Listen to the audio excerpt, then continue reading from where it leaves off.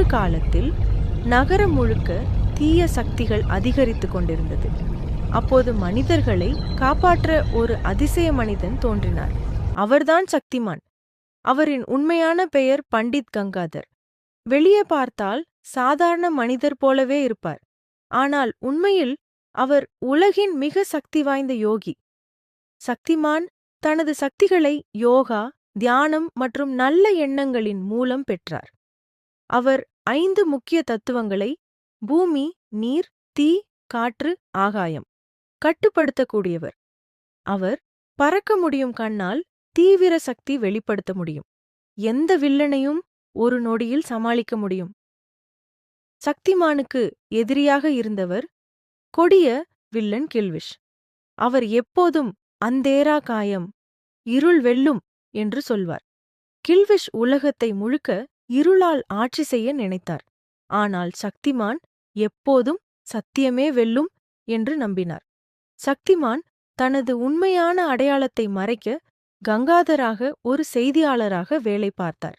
அவர் வேலை செய்த பத்திரிகை ஆஜ் கி ஆவாஸ். அங்கே ஒரு அழகான, துணிச்சலான பெண் செய்தியாளர் இருந்தார், கீதா விஸ்வாஸ். அவள் சக்திமானை மிகவும் விரும்பினாள். ஆனால் கங்காதரையே சக்திமான் என்று அறியவில்லை. ஒரு நாள் நகரத்தில் ஒரு விஞ்ஞானி உருவாக்கிய ஆபத்தான ஆயுதம் தவறான கைகளில் விழுந்தது.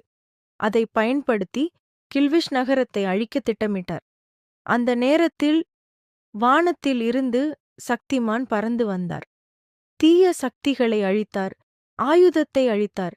மக்கள் எல்லாம் சக்திமான், சக்திமான் என்று கத்தினர். சக்திமான் எப்போதும் குழந்தைகளுக்கு ஒரு பாடம் சொல்லுவார். பொய் பேசாதே. பெரியவர்களை மதிக்கவும் நல்ல வழியில் நடந்தால் நீங்களும் சக்தி வாய்ந்தவர்களாகலாம். இந்த கதாபாத்திரத்தை நடித்தவர் முகேஷ் கண்ணா. அவரது நடிப்பு காரணமாக சக்திமான் குழந்தைகளுக்கு ஒரு ஹீரோ மட்டுமல்ல, ஒரு வழிகாட்டியானார். முடிவு, மாரல். சக்திமான் சொல்லும் முக்கியமான செய்தி: நல்ல எண்ணங்கள் இருந்தால் நாமே நம்ம வாழ்க்கையின் ஹீரோ ஆகலாம். இருள் எப்போதும் வெளிச்சத்தால் தான் வெல்லப்படும். இந்த வீடியோ பிடித்திருந்தா லைக், ஷேர், சப்ஸ்கிரைப் பண்ணுங்க.